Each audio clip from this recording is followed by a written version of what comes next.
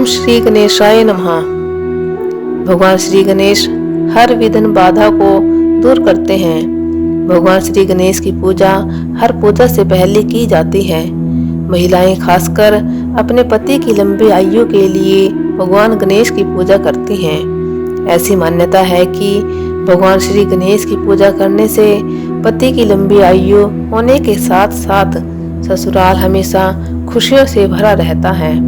वह कोई भी दुख दरिद्रता कभी नहीं आती। तो आइए जाने सुहाग की लंबी आयु देने वाले और अमर पिहर देने वाले भगवान श्री गणेश की अद्भुत कहानी।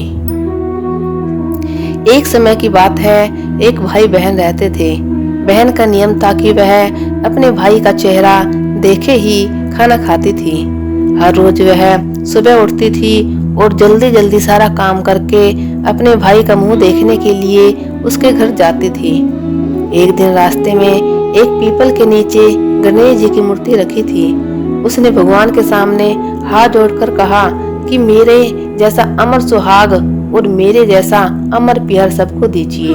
यह कहकर वह आगे बढ़ जाती थी। जंगल के झाड़ियों के कांटे उसके पैरों में चुभा करते थे। एक दिन भाई के घर पहुंची और भाई का मुंह देखकर बैठ गई। तो भाभी ने पूछा, पैरों में क्या हो गया?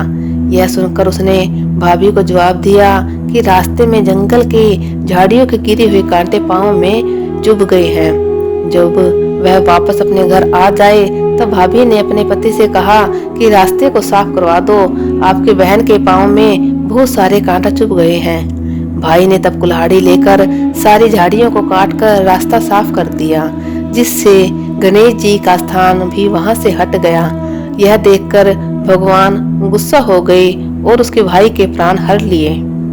लोग अंतिम संस्कार के लिए जब भाई को ले जा रहे थे तब उसकी भाभी रोते हुए लोगों से, कहीं थोड़ी देर रुक जाओ, उसकी बहन आने वाली है, वह अपने भाई का मुंह देखे बिना नहीं रह सकती, उसका यह नियम है।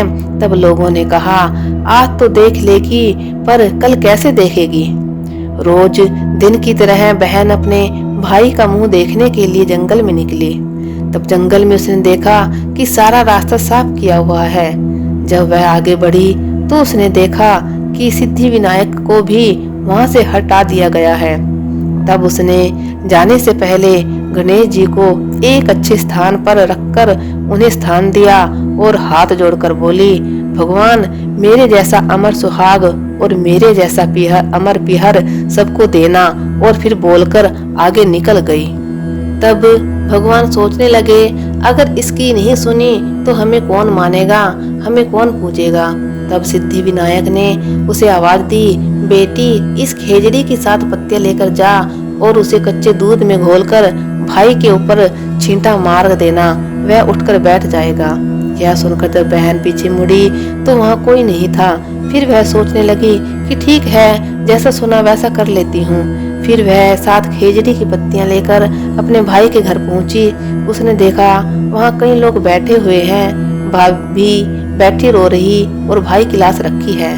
तब उसने उन पत्तियों को बताए हुए नियम के तहत भाई के ऊपर इस्तेमाल किया। तब भाई उठकर बैठ गया। भाई बहन से बोला, मुझे बहुत ही गहरी नींद आ गई थी। तब बहन बोली, यह नींद किसी दुश्मन को भी ना आए, और उसने सारी बात अपने भाई को बता दी।